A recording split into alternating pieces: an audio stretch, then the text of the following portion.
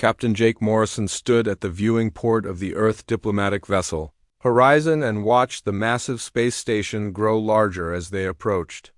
Convergence Prime was the heart of the Galactic Council, a structure so enormous that it housed representatives from 73 different species. The station gleamed against the darkness of space, its lights flickering like stars arranged in perfect geometric patterns. Jake had made this journey 47 times in the past 3 years, and each time he felt the same mixture of wonder and frustration. The galaxy was vast and beautiful, but humanity's place in it remained disappointingly small. Ambassador Nicole Parker joined him at the viewport, her reflection ghosting over the image of the station. She carried a datapad filled with reports and proposals that would likely be ignored by the Council's major powers. Nicole had served as Earth's primary representative for 5 years, and Jake had watched the optimism fade from her eyes with each passing session. She no longer smiled when preparing for council meetings. She simply prepared, presented, and returned to the ship with the same quiet dignity she had carried into the chamber. The Horizon docked at one of the lower berths, a position reserved for newer and less significant species. Jake noted the irony every time they arrived. The upper docking levels were reserved for the Korathi Empire's Crimson warships, the Velan Collective's crystalline vessels, and the Thrain Dominion's organic-looking hive ships. Earth's modest diplomatic ship sat among vessels from species that most council members couldn't even name. Nicole gathered her materials and headed for the airlock, accompanied by her 2 aides and a security detail. Jake remained on the bridge, monitoring communications and keeping the ship ready for immediate departure if needed.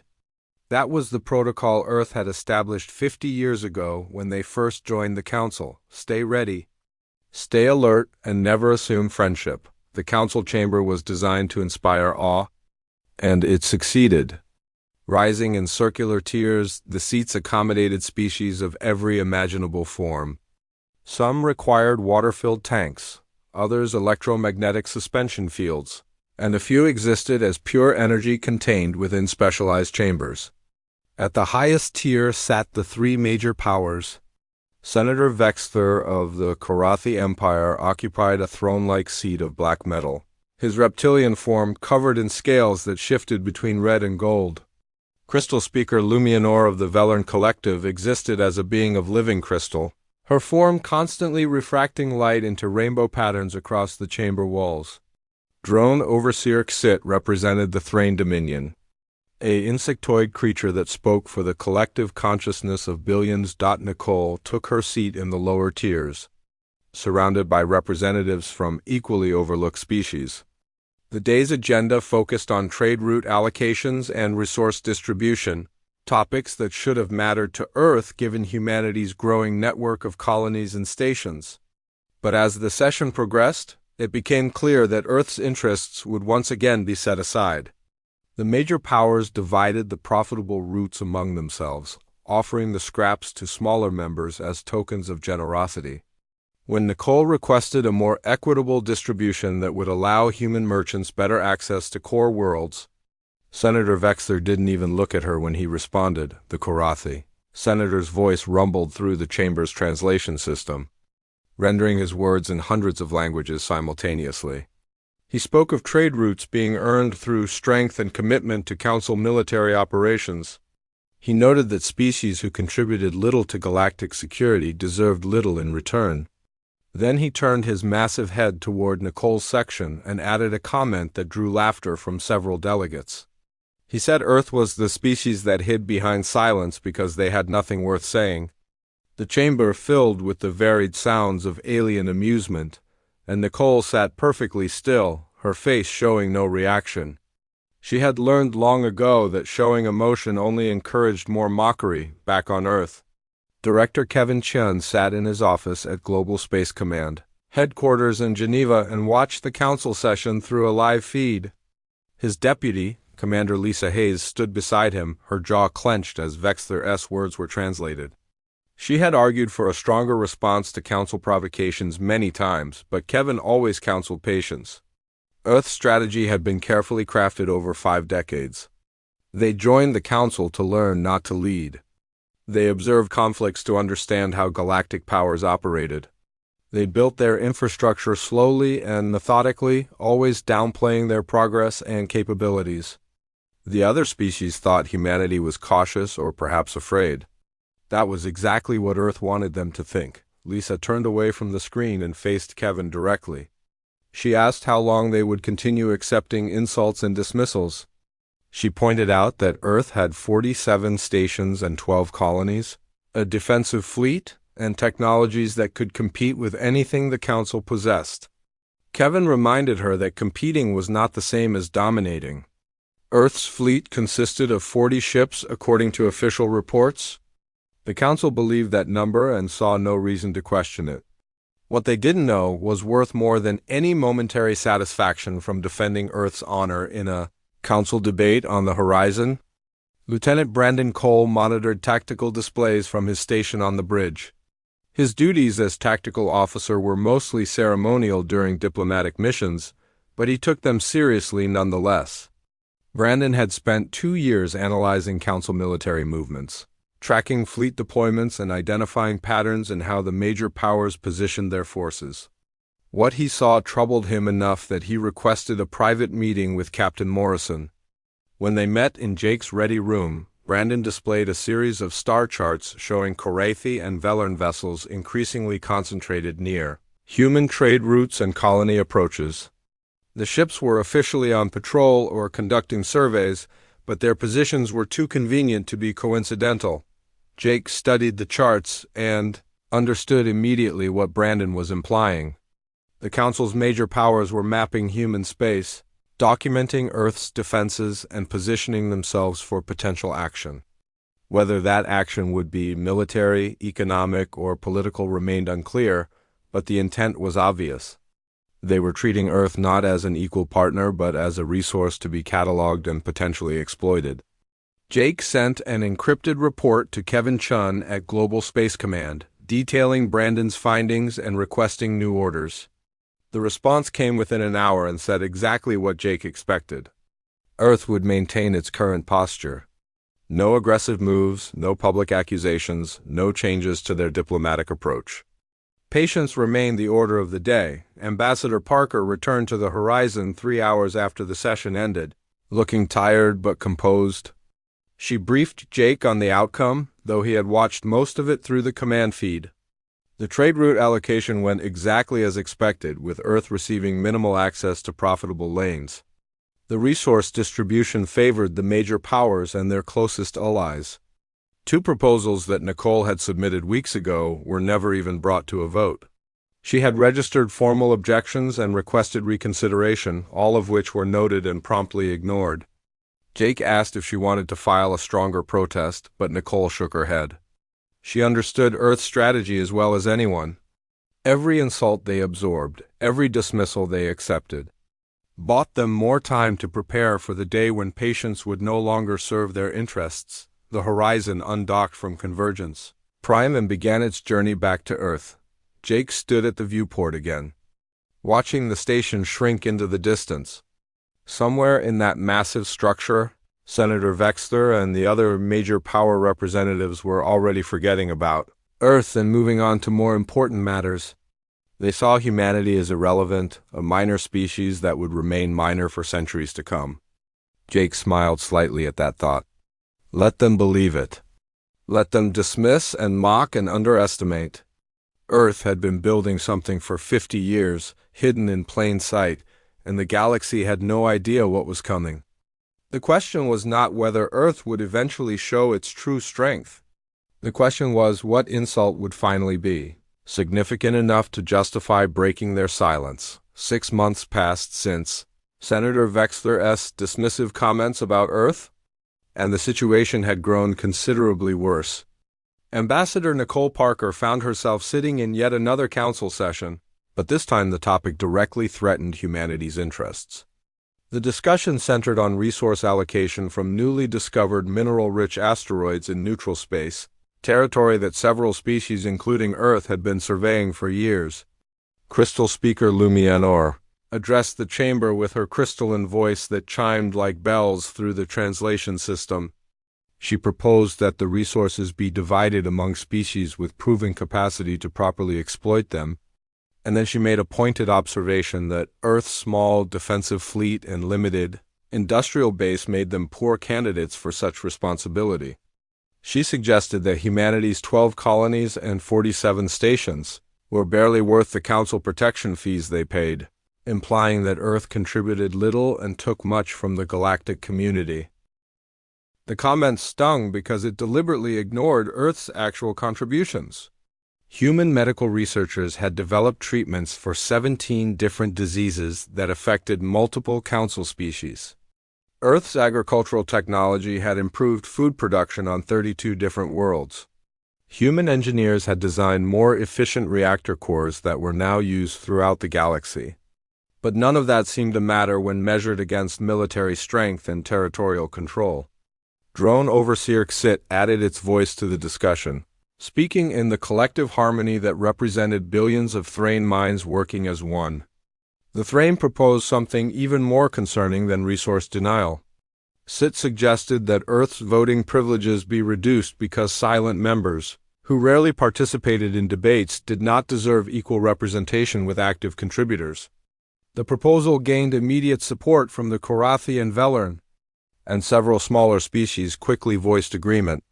Eager to curry favor with the major powers, Nicole requested permission to speak and was granted it after a noticeable delay. She stood and delivered a carefully prepared statement about Earth's contributions to galactic medicine, agriculture, and technology. She cited specific examples and provided data on how human innovations had benefited dozens of council members. Her presentation was thorough, professional, and completely ignored. Before she could finish her third example, Senator Vexter interrupted her with a rumbling laugh that echoed through the chamber. He said that growing food and healing minor ailments were the pursuits of servant species, not equals. He added that warriors and builders of empires deserved council leadership, while farmers and doctors should be grateful for protection. The chamber erupted in varied sounds of agreement, and Nicole sat down with her statement unfinished. She had maintained her composure throughout, but Captain Jake Morrison, watching from the horizon, saw the slight tremor in her hands as she gathered her notes back on Earth. Commander Amy Rogers sat in a secure briefing room at Global Space Command and presented. Director Kevin Chun with intelligence that confirmed their worst suspicions. Amy's division had been monitoring council communications and activities for years, and the pattern was now undeniable. The major powers had been secretly mapping all human colonies, documenting defensive capabilities, and analyzing Earth's economic infrastructure. More disturbing were intercepted messages between Korathi and Velern commanders discussing human space in terms, usually reserved for potential conquest targets. They were not treating humanity as a council partner, but as a resource to be eventually claimed. Kevin studied the reports carefully, his expression growing darker with each page. He asked Amy for her assessment of council intentions, and she gave him an answer he did not want to hear. The major powers were preparing to either subjugate Earth or expel them from the council, and claim human territory as abandoned or undefended. The situation escalated. Dramatically 3 weeks later, when a Korathi warship entered orbit around New Seattle, Earth's largest and most prosperous off-world colony. The vessel was the Burning Talon, a heavy cruiser bristling with weapons and carrying a crew of 300 Korathi warriors. The ship's commander transmitted a message to Colony Governor Ryan Matthews stating they were conducting routine surveys as allowed under council regulations for security assessments. Ryan immediately protested through official channels, pointing out that such surveys required advance notice and colonial government approval. The Korathi ignored his protests and began active scanning of the colony's defensive shields, weapons platforms, and military installations. The scans were detailed and invasive, the kind used to identify weaknesses before an attack. Governor Matthews contacted Global Space Command demanding immediate assistance. Director Chun authorized the Horizon to proceed to New Seattle, but gave Captain Morrison explicit orders to take no aggressive action. Jake and his crew arrived in the system 36 hours later and found the Burning Talon still in orbit. its massive bulk hanging over the colony like a threat. Morrison hailed the Korathi vessel and formally requested they withdraw from colonial space.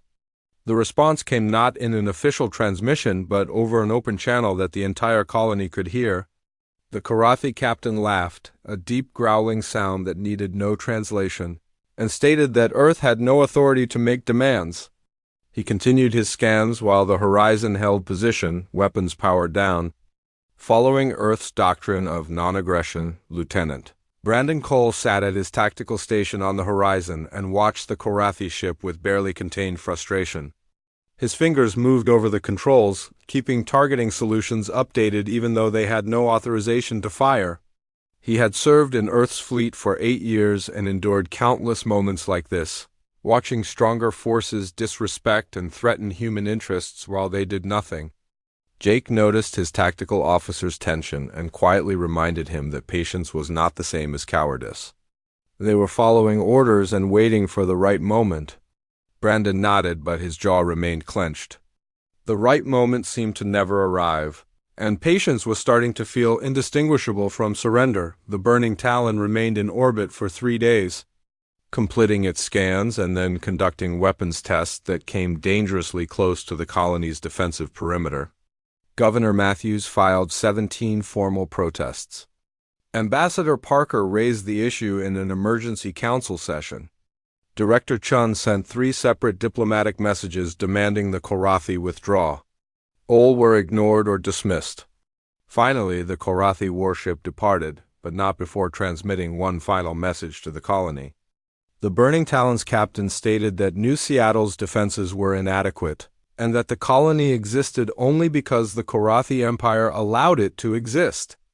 The implication was clear and insulting. Earth held its territory not by right or strength, but by the sufferance of greater powers. The incident at New Seattle triggered something in Earth's leadership that 50 years of minor insults had not accomplished. Director Kevin Chun convened an emergency meeting of the Global Space Command Council, bringing together representatives from every major Earth government and military command. The North American Union sent Secretary Tyler Bennett, who argued passionately that continued silence was making Earth look weak not just to enemies but to potential allies. The European Federation's Minister Claire Watson agreed and added that human colonies were beginning to question whether Earth's government could actually protect them. The Asian Coalition, African Union, and South American Federation all expressed similar concerns. Kevin listened to all of them and then made a decision that would alter Earth's relationship with the galaxy. He authorized a quiet but massive military buildup, activating reserve shipyards and increasing production at facilities the Council did not know existed. At the same time, Commander Amy Rogers received authorization to expand intelligence operations against Council powers. Her operatives were given access to resources and technology that had been held in reserve for exactly this kind of situation. Within days, her division had penetrated deeper into Korathi, Velern, and Thrain communication networks.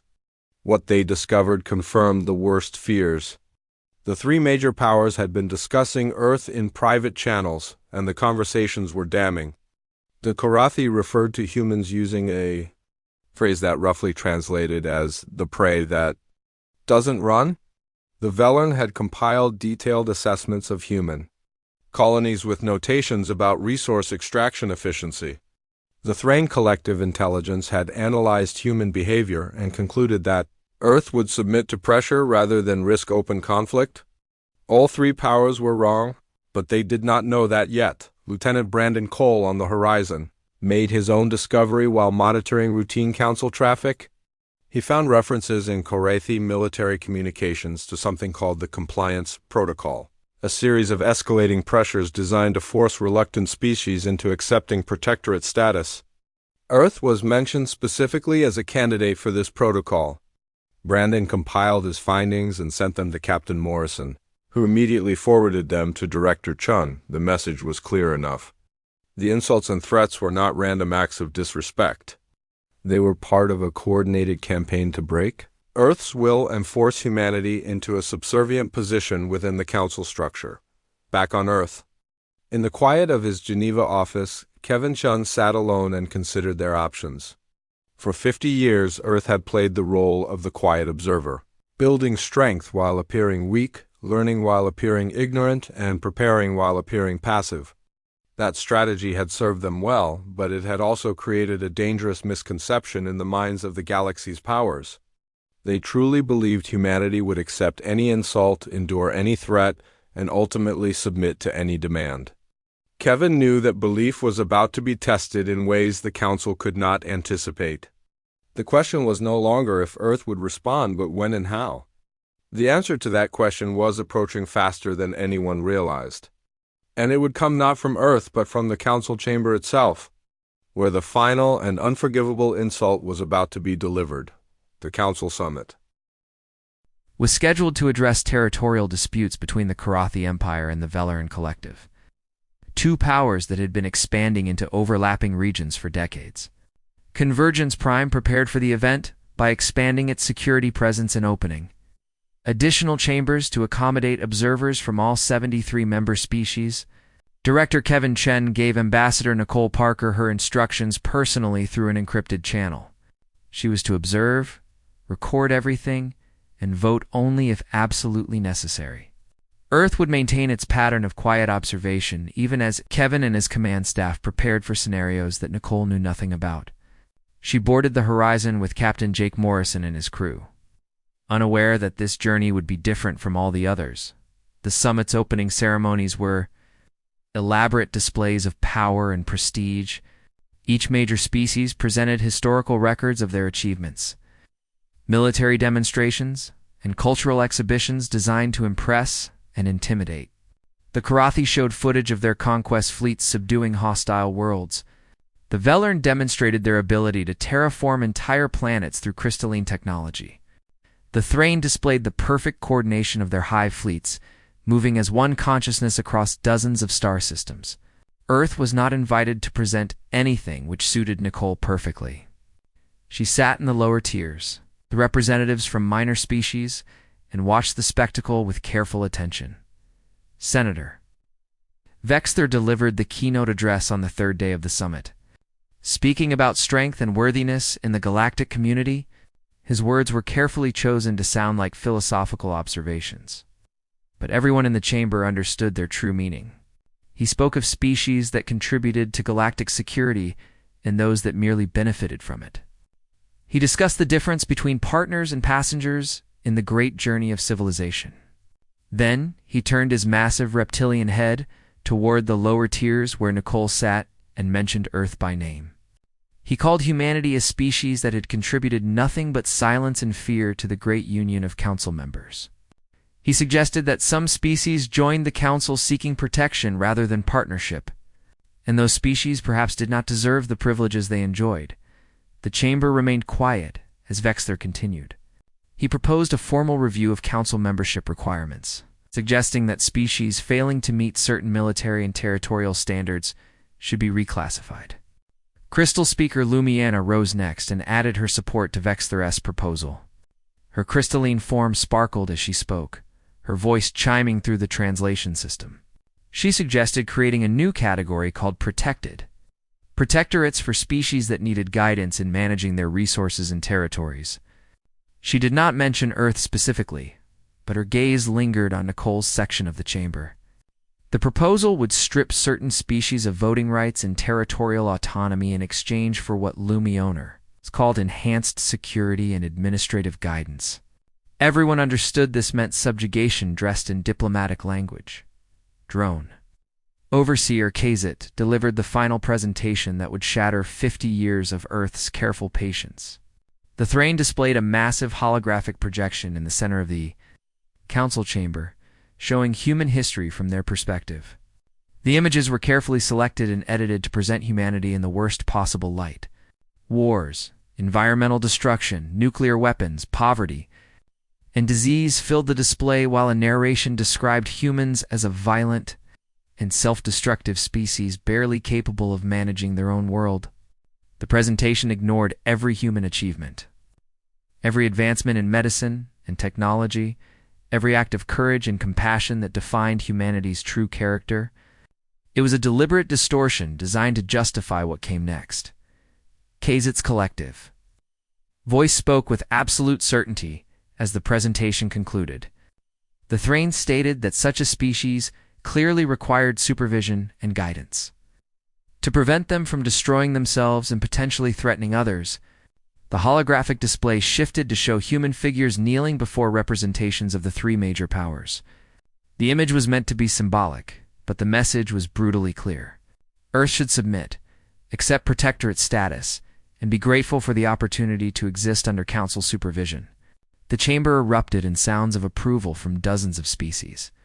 Some laughed, others made their species equivalent of applause, and many simply sat in satisfied silence at seeing the quiet humans finally put in their proper place.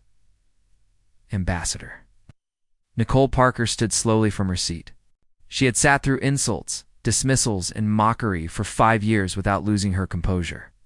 She had absorbed every slight with dignity and patience because that was Earth's strategy. But as she rose and looked at the holographic humans kneeling before their supposed betters, something fundamental shifted inside her. She raised her hand and requested permission to address the full council on a point of personal privilege. The request itself was unusual enough that Council President Torvin, a neutral species that rotated the leadership position, granted it immediately. Many council members seemed curious about what the silent species might finally say after enduring such comprehensive humiliation. Nicole walked to the speaker's platform at the center of the chamber. She carried no notes and no datapad. She looked up at the tiers of alien faces, at Senator Vexler's satisfied expression, at Crystal Speaker, Luminar-esque gleaming form, at Drone Overseer Kit's multifaceted eyes. She thought about every insult Earth had endured, every threat they had ignored, every moment of mockery they had absorbed.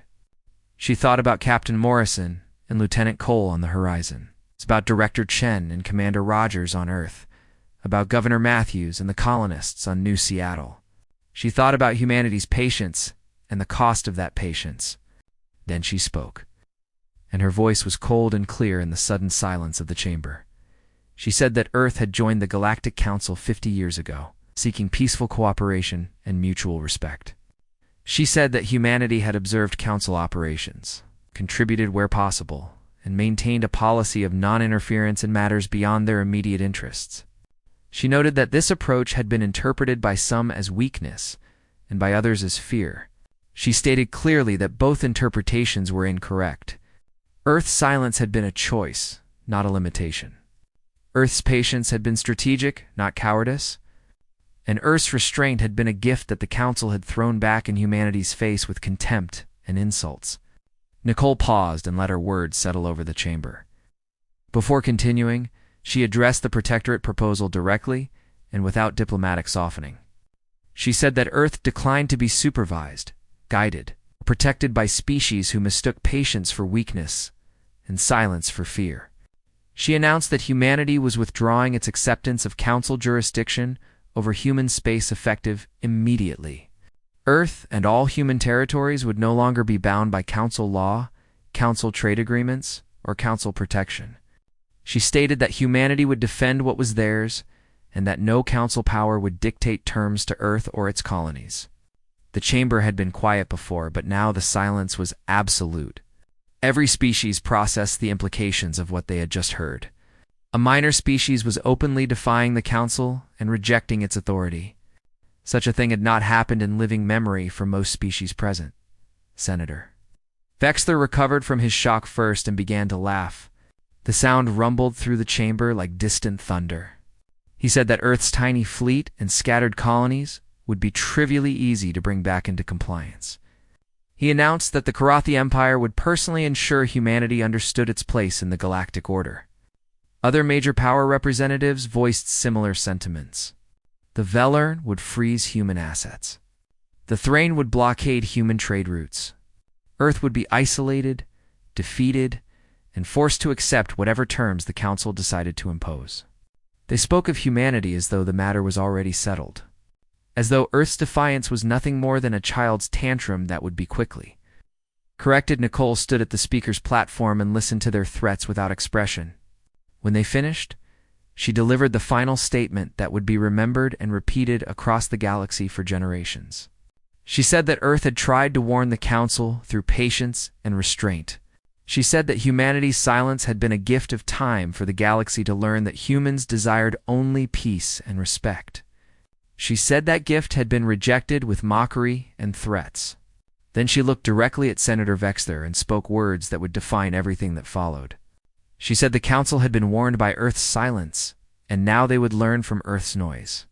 She walked away from the platform without waiting for dismissal. Her aides following as the chamber erupted in shocked discussion. Captain Jake Morrison received Ambassador Parker's transmission aboard the Horizon and immediately activated Protocol Omega, a secure channel directly to Director Chen. The code phrase Nicole had used in her closing statement was the predetermined signal that Earth's diplomatic approach had ended.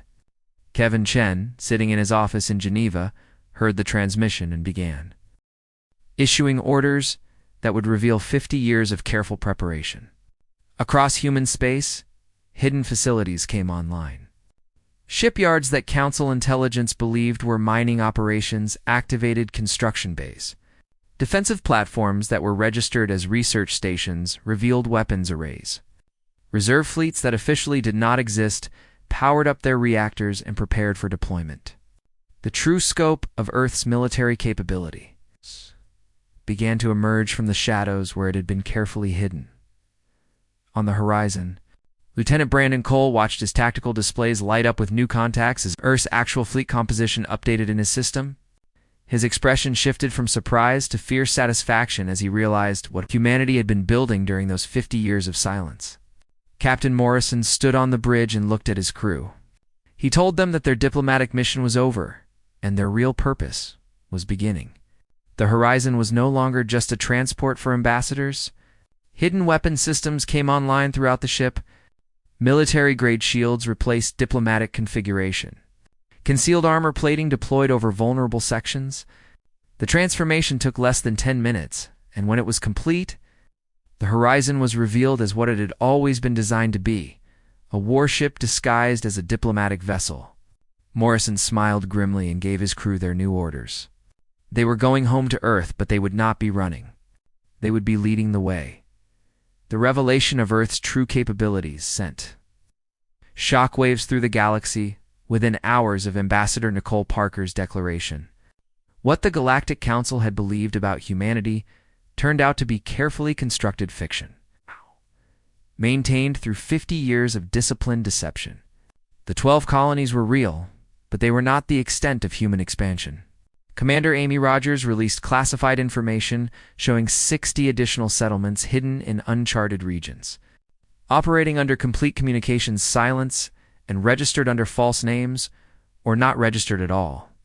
The 47 stations the Council knew about were joined by over 300 military installations disguised as research outposts, mining operations, and commercial waypoints. Earth's defensive fleet was not 40 ships, but rather 800 modern warships that had been constructed in hidden facilities scattered throughout human space. The ships began emerging from concealment, like predators stepping into daylight. Asteroid bases that Council surveys had marked as depleted mining sites opened massive bay doors to release cruiser squadrons. Lunar construction facilities that were supposedly abandoned revealed active production lines building destroyers and frigates. Deep space facilities that had been camouflaged to appear as natural. Ice formations or debris fields powered up their reactors and launched their hidden fleets. Each vessel bore the markings of Earth's military, and each represented lessons learned from 50 years of carefully studying every galactic conflict.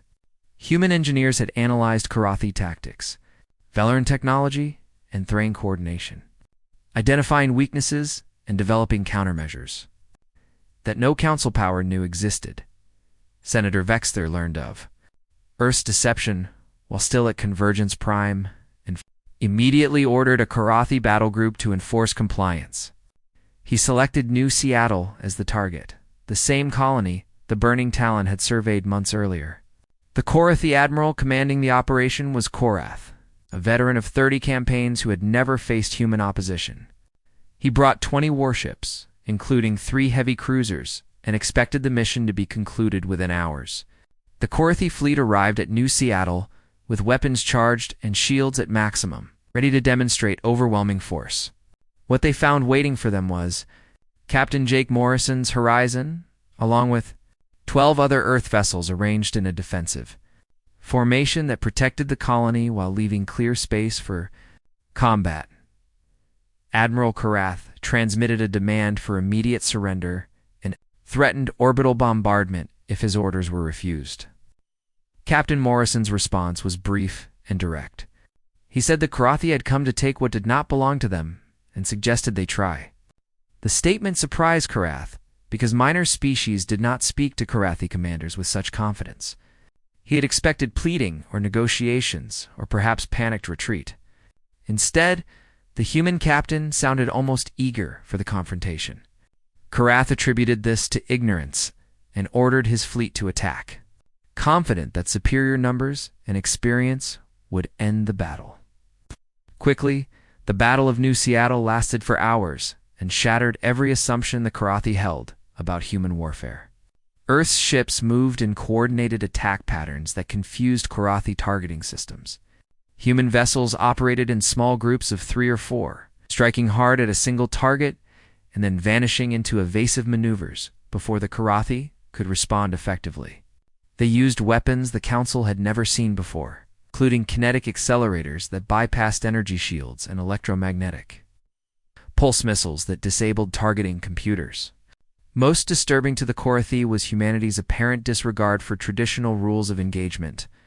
When Earth ships were damaged, they did not withdraw to repair. They continued attacking until destroyed or until their target was eliminated. When Korathi vessels requested quarter after taking critical damage, human captains demanded immediate, unconditional surrender and fired on any ship that hesitated. Lieutenant Brandon Cole sat at the tactical station on the horizon and felt something like joy as he coordinated strikes against Korathi heavy cruisers. 50 years of patience and restraint had ended, and Earth was showing the galaxy what humans could do when fighting for their homes and their dignity. The horizon took damage from Korathi plasma cannons, losing shields and suffering hull breaches, but Morrison kept the ship in the fight. They crippled to Korathi destroyers and contributed to the destruction of a heavy cruiser that refused to surrender. Around them, other Earth vessels fought with the same relentless determination. The Korathi had experience and powerful weapons, but humans had studied their tactics for decades and knew exactly how to counter them. Admiral Karath watched his fleet disintegrate around him and could not understand what was happening. These were supposed to be weak, frightened humans who would submit at the first show of force. Instead, they fought like cornered predators, striking with precision and showing no mercy to disabled vessels that might recover and rejoin the battle. By the 3rd hour, Karath had lost 16 ships with thousands of Korathi warriors dead or captured. His remaining 4 vessels were all damaged, their shields failing and weapons running low on power. He gave the order to retreat, something no Korathi admiral had done against a minor species in living memory. The surviving ships jumped too faster than light speed and fled the system, leaving their dead behind and carrying news of an impossible defeat back to the Korathi Empire. Earth lost 2 vessels in the engagement. The corvettes Defiance and Resolution both destroyed while protecting damaged friendly ships from Korathi fire. Most of their crews evacuated successfully, picked up by other human vessels, but 37 sailors died in the battle. Captain Morrison held a brief ceremony on the horizon after the fighting ended, honoring those who had fallen and promising their sacrifice would not be forgotten. Then he transmitted a full battle report to Director Kevin Chen, along with tactical data that would be distributed to every human vessel. The Battle of New Seattle was not just a victory, but a template for how Earth would fight future engagements. The battle was broadcast across galactic networks through channels that Commander Amy Rogers had carefully prepared in advance. Every species in the Council saw human ships destroying Korathi vessels that were supposed to be technologically superior. They watched Earth captains demand surrender and show no hesitation when destroying enemies who refused. The footage shocked most council members because it revealed not just that humans were stronger than believed, but that they were willing to fight with a ruthlessness the galaxy had not anticipated. Peaceful, quiet Earth had transformed into something dangerous, and the transformation had been hidden until the perfect moment to reveal it. Emergency council sessions convened across dozens of worlds as species tried to understand the implications. The three major powers demanded unified action against Earth, calling for a joint military response to what they termed humanity's betrayal of council principles. Senator Vexler argued that Earth's deception proved they were untrustworthy and dangerous. Crystal Speaker Lumioner claimed that human aggression threatened galactic stability. Drone Overseer Kesset stated that the Thrain collective intelligence had calculated Earth's behavior as hostile and requiring immediate suppression. 50 species voted to support military intervention. 20 abstained, uncertain whether Earth had actually done anything wrong beyond defending their territory.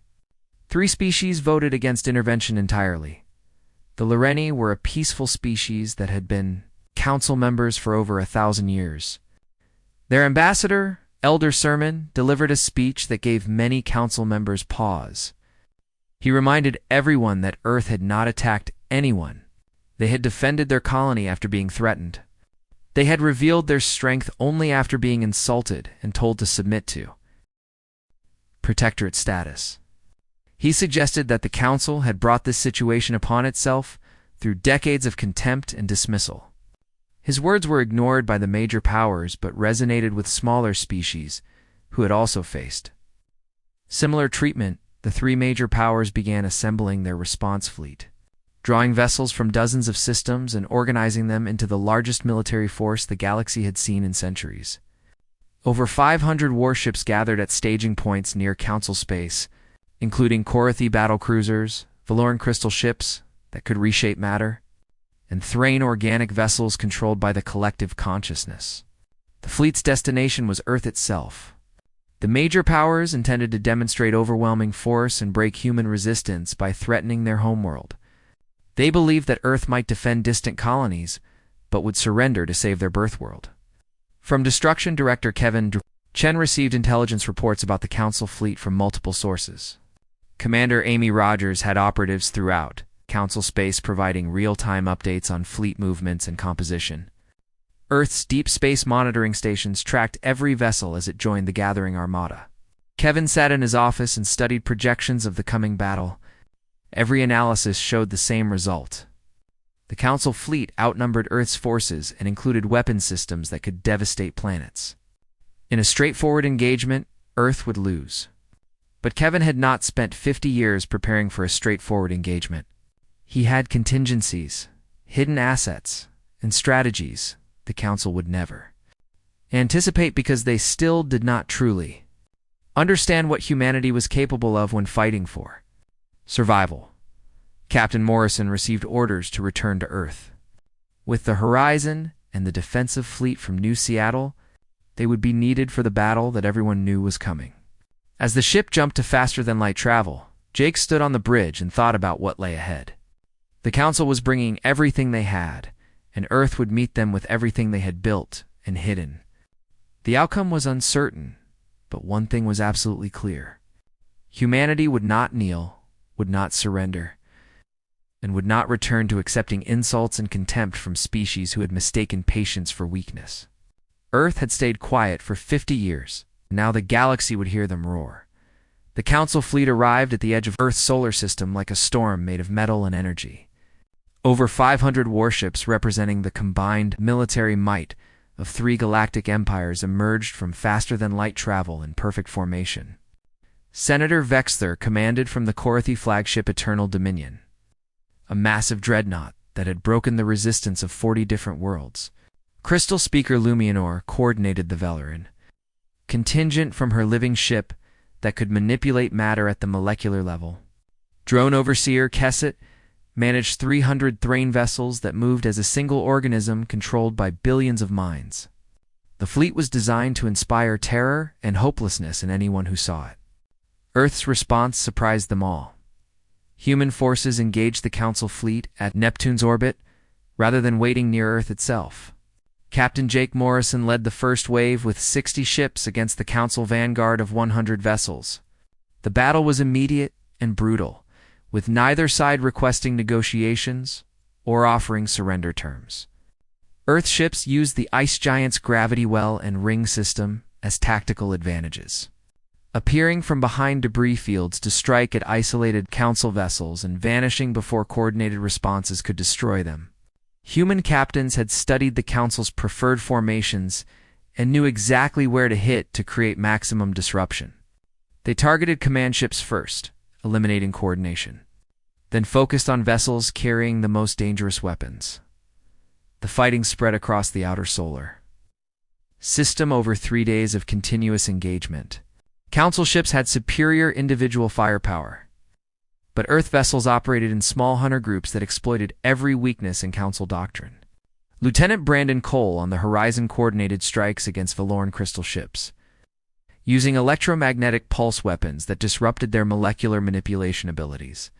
Other human squadrons focused on Thrain organic vessels, targeting the neural connection points that linked them to the collective consciousness. The Karathi battlecruisers were the toughest opponents, heavily armored and carrying devastating plasma weapons. But human ships learned to avoid direct exchanges and instead crippled their engines and weapons from multiple angles. By the fourth day, both sides had suffered significant losses, and the Council fleet's advantage in numbers was shrinking. Senator Vexler grew increasingly frustrated as the humans refused to fight according to predictable patterns.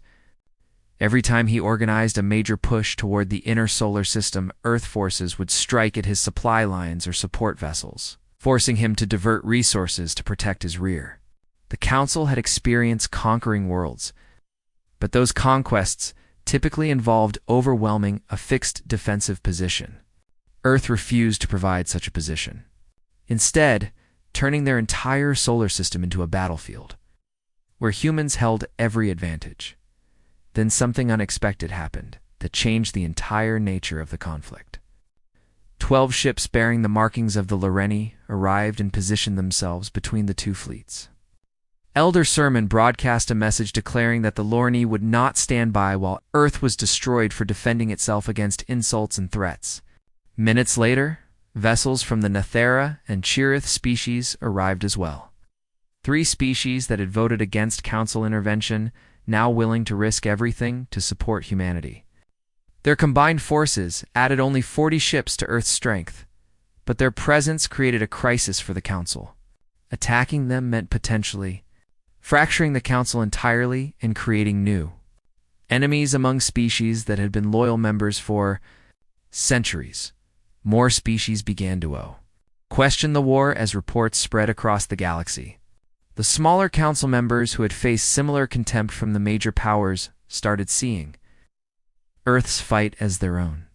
Messages of support flooded Earth's diplomatic channels, though most species lacked the courage to send military aid. 6 additional species quietly withdrew their ships from the Council fleet, unwilling to participate in what was increasingly looking like an attempt by the major powers to maintain dominance through force rather than law. Senator Vexthar watched his coalition crumbling and made a decision that would seal his fate.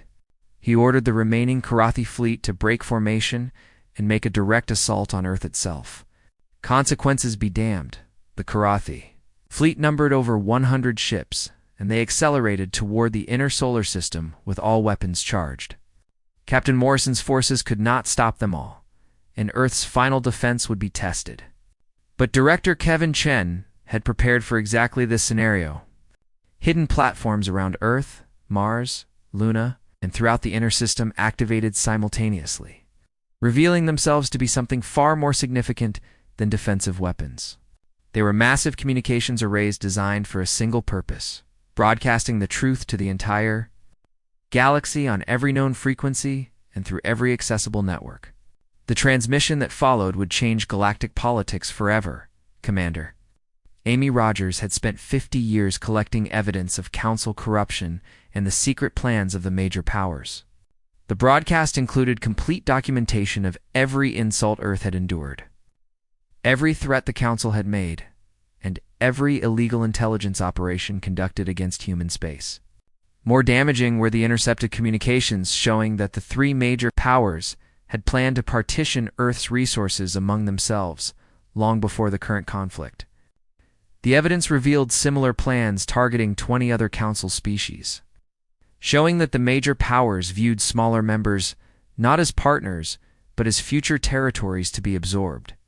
The galaxy watched in real time as decades of carefully maintained lies collapsed under the weight of truth.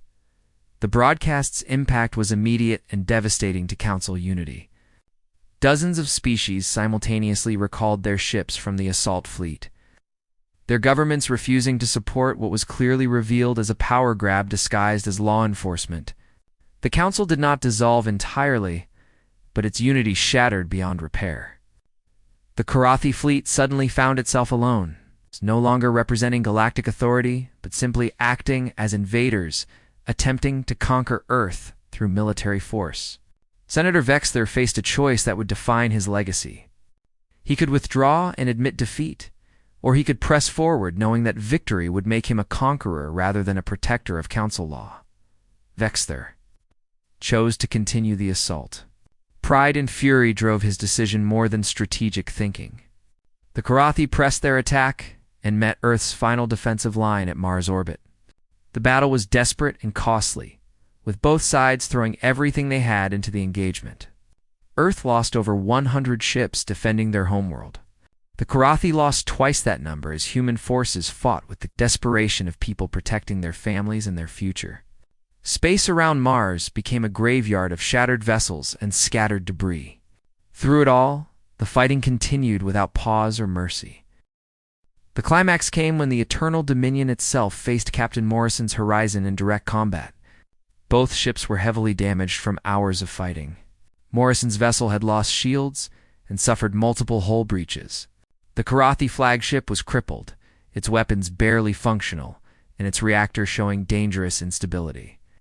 Morrison transmitted one final surrender demand, offering Vexter the chance to save his remaining crew. The Karathi senator refused, unable to accept the humiliation of surrendering to a species he had spent years dismissing and mocking. He ordered his crew to continue firing even as the Eternal Dominion's systems failed around them. The end came not from weapons fire, but from catastrophic reactor failure. The Eternal Dominion's power core overloaded, and the massive flagship tore itself apart in a flash of energy that lit up Mars' orbit. Senator Vexler died, believing his empire would avenge him and crush humanity eventually. He was wrong about that, as he had been wrong about everything concerning Earth. The Karathi government, facing internal unrest and the collapse of their council alliances, recalled all remaining forces and offered Earth a ceasefire. The war ended not with Earth's submission, but with humanity's survival in the major powers' humiliation. 6 months passed before a new council convened to address the galaxy's changed reality. Earth did not rejoin as a member, but sent observers to participate in discussions. Ambassador Nicole Parker returned to Convergence. Prime and found herself offered a seat at the main council table in recognition of Earth's strength and determination. She declined the honor, preferring to speak from the floor as an equal rather than accepting a position that implied superiority. She addressed the assembled species with a message that balanced firmness with hope for future cooperation. She said that Earth had never wanted dominance or revenge. Humanity had sought only respect and fair treatment. The galaxy had seen that Earth would fight when necessary, but they preferred peace when possible. She proposed a reformation of council structure that would protect smaller species from exploitation and establish genuine equality among all members. The council accepted many of her proposals, creating new protections and oversight systems designed to prevent the abuses that had led to the conflict. The three major powers retained their positions, but with significantly reduced authority and under constant scrutiny from other species. 23 species formed a new alliance with Earth called the Free Coalition, dedicated to mutual defense and equal partnership. The agreement specified that no member would be forced to accept terms they found unacceptable and that all decisions required genuine consensus rather than domination by powerful members. The coalition grew over the following years as more species joined, attracted by the promise of respect and genuine cooperation rather than survival. Under the protection of unpredictable powers, Captain Jake Morrison retired from active fleet duty and accepted a position teaching at Earth's Naval Academy. His first lecture to new cadets covered the Battle of New Seattle and the lessons learned from 50 years of patient observation, followed by decisive action. He told his students that silence was not weakness when chosen deliberately. He explained that patience was not fear when backed by preparation. He emphasized that strength without wisdom led to tyranny, while patience without resolve led to subjugation. Earth had been strong enough to defend what mattered and wise enough to know when fighting served justice rather than pride. The Academy's main viewing hall had windows overlooking Earth from orbit, and on clear days cadets could see the vessels of 60 different species gathered below. The ships represented former enemies and new allies alike, assembled for the Free Coalition Summit that would set policy for the coming year. Humanity had earned its place in the galaxy through a combination of patience, preparation, and the courage to fight when peace was no longer possible.